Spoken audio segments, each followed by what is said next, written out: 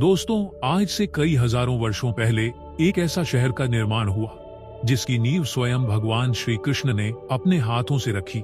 ऐसा नगर जो सोने से जगमगाता था, जहां हर गली में भक्ति की गूंज गूंजती थी और हर घर पर सुख, शांति और समृद्धि का पहरा रहता था। यह वही नगर था जो कई हजार वर्षों तक अपने वैभव और गौरव के लिए जाता है। लेकिन आज वही नगरी समुद्र की कई फीट गहराइयों में समाया हुआ है। पर क्यों? आखिर यहाँ ऐसा कौन सा रहस्य है जिसे सागर की लहरों ने हजारों वर्षों से अपने भीतर समेटे हुए हैं? एक तरफ जहाँ राम का नाम मात्र लिख देने से पत्थर भी पानी पर तैर जाता है, वहीं एक और ऐसा नगर जिसे खुद भगवान श्री कृष्ण ने बसाया और वह समुद्र में डूबी है। क्या ये प्रकृति का प्रकोप था या किसी अज्ञात शक्ति का कहर?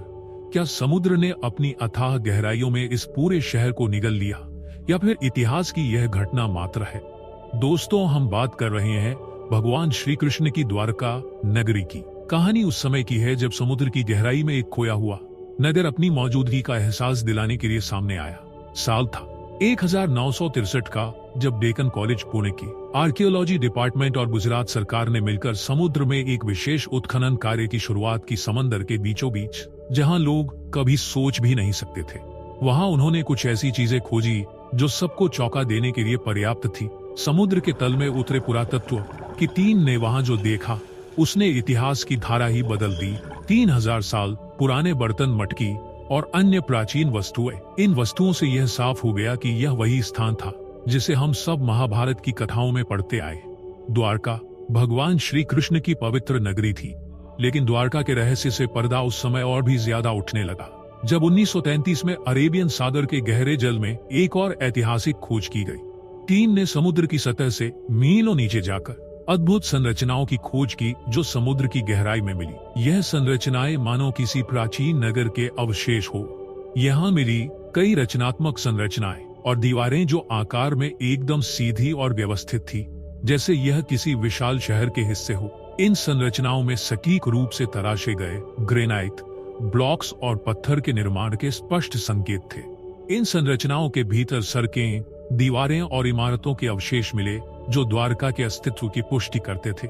यह इन भवनों की वास्तुकला थी जो महाभारत में वर्णित द्वारका के नगर की बयानी से मेल खाती थी। इसके बाद आर्कियोलॉजिकल सर्वे ऑफ इंडिया की अंडर वाटर आर्कियोलॉजी विंग ने और गहरे समुद्र में शोध किया। उन्होंने समुद्र की गहराई में तांबे के सिक्के, ग्रेनाइट की विशाल संरचनाएं और कई अन्य महत्वपूर्ण खजाने पाए। यह सभी अवशेष द्वारका की समृद्धि और वैभव को साबित करते थे। क्या यह कोई और संकेत नहीं था कि समुद्र में डूबा हुआ नगर, वह ऐतिहासिक द्वारका, सच में अस्तित्व में था? आज से कई सौ साल पहले जब महाभारत की कथाएं गाई जाती थी, कोई सोच भी नहीं सकता था कि इन कथाओं में वर्णित द्वारका कभी धरती पर थी और बाद में समुद्र की गहराई में समा गई। जब समुद्र के भीतर पुरानी संरचनाएं और सिक्के मिले तो इन कथाओं ने यथार्थ का रूप ले लिया। यह खोज बताती है कि द्वारका सिर्फ एक काल्पनिक नगरी नहीं थी, बल्कि यह एक सजीव ऐतिहासिक स्थल था जिसे समय ने और समुद्र ने अपने गर्भ में समाहित कर लिया। समुद्र के तल से मिले खजाने और अवशेषों ने हमारे इतिहास के उस हिस्से को उजागर किया जिसे समय और तटस्थता ने छिपा रखा था। समुद्र के भीतर मिली इसने साबित कर दिया कि महाभारत की कथाएं सिर्फ कल्पना नहीं थी, बल्कि एक सभ्यता की असल कहानी थी जो अब तक हमारे लिए रहस्य बनी हुई थी। ये खोज न केवल भारतीय इतिहास को नया आयाम देती है, बल्कि पुरातत्व और समुद्र विज्ञान की दिशा में भी एक नई उम्मीद और दृष्टिकोण प्रदान करती है। समय ने हमें एक उपहार दिया जो सदियों पहले खो गया था। द्वारका का अद्भुत नगर अब हमारे सामने है और यह हमें यह याद दिलाता है कि इतिहास कभी पूरी तरह से नष्ट नहीं होता है, वह एक दिन किसी न किसी रूप में सामने आ ही जाता है। तो नमस्कार दोस्तों, आपका मेरे चैनल मिस्टर फैक्ट स्टोरी में स्वागत करता हूं। तो चलिए आज हम आपको इतिहास की उन गहराइयों में चलते हैं जिनके बारे में आपने शायद कभी सोचा भी नहीं होगा। भगवान श्री कृष्ण द्वारा स्थापित यह नगरी किसी चमत्कार से कम नहीं थी, लेकिन फिर ऐसा क्या हुआ कि यह अद्भुत नगर समुद्र की गहराइयों में समा गया? क्या यह एक प्राकृतिक आपदा थी, फिर किसी अज्ञात शक्ति का प्रकोप? इन सभी सवालों के जवाब ढूंढने के लिए हमें द्वारका नगरी के इतिहास के उन पन्नों को पलटना होगा जो आज भी समुद्र की लहरों के नीचे छिपे हुए हैं। तो चलिए इस रोमांचक यात्रा की शुरुआत करते हैं और जानते हैं द्वारका की अनोखी मिस्ट्री। एक ऐसी कहानी जो आपको रहस्य, भक्ति और इतिहास के अद्भुत संगम से रूबरू कराएगी। भारत की पावन भूमि पर बसा एक ऐसा नगर जिसका इतिहास सिर्फ पौराणिक कथाओं में ही नहीं बल्कि समुद्र की गहराइयों में भी दफन है। द्वारका भगवान श्री कृष्ण की यह नगरी कभी वैभव और शक्ति का प्रतीक थी, परंतु आज यह समुद्र के नीचे दबी हुई है। क्या यह नगर सचमुच पौराणिक कथाओं का हिस्सा है या तो इतिहास की सबसे रहस्यमय खोज?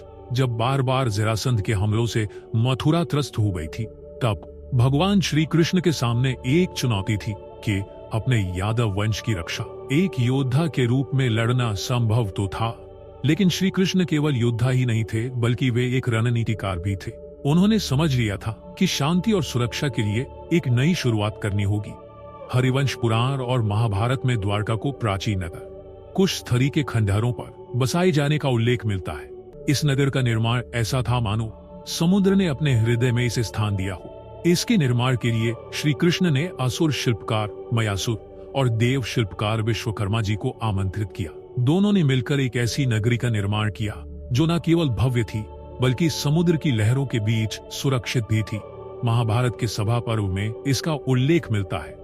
यादवों ने श्री कृष्ण के आदेशानुसार मथुरा को त्याग कर द्वारका में निवास किया, जो कि एक प्रमाण के रूप में सामने आता है।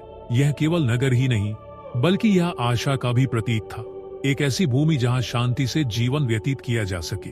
द्वारका का हर घर समुद्र की लहरों के संगीत में घिरा हुआ था। वहीं इसका उल्लेख हरिवंश पुराण के विष्णु पर्व में भी मिलता है। विश्वकर्मा द्वारा निर्मित द्वारका चारों ओर से जल में घिरी हुई थी। श्री कृष्ण का यह निर्णय केवल एक राजा का निर्णय नहीं था, यह एक पिता, भाई और मित्र का निर्णय था। उन्होंने अपने प्रियजनों के लिए एक ऐसा स्थान चुना जहां हर कोई सुरक्षित रह सके। द्वारका के बाजारों में जीवन की गूंज थी, मंदिरों में मंत्रोच्चार और समुद्र तट पर बालकों की हंसी। यह एक ऐसा नगर था जहां दिव्यता और जीवन एक साथ बहते थे। द्वारका, जिसे भगवान श्री कृष्ण ने मथुरा छोड़ने के बाद बसाया था, एक अत्यंत समृद्ध और भव्य नगर था। यह नगर अपने 7 लाख से अधिक महलों के लिए प्रसिद्ध था, जो सोने, चांदी और बहुमूल्य रत्नों से सजाए गए थे। महाभारत और हरिवंश पुराण के अनुसार इसे एक ऐश्वर्यपूर्ण नगर के रूप में चित्रित किया गया है।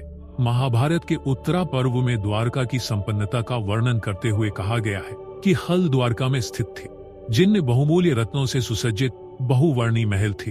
द्वारका के महलों की भव्यता और उनके अद्वितीय वास्तुशिल्प के बारे में हरिवंश पुराण में भी उल्लेख मिलता है, जहां इसे विश्वकर्मा द्वारा निर्मित बताया गया है। यहाँ के महल समुद्र से सटे हुए थे, जिससे यह नगर जल और थल दोनों मार्गों से व्यापार का प्रमुख केंद्र बन गया था।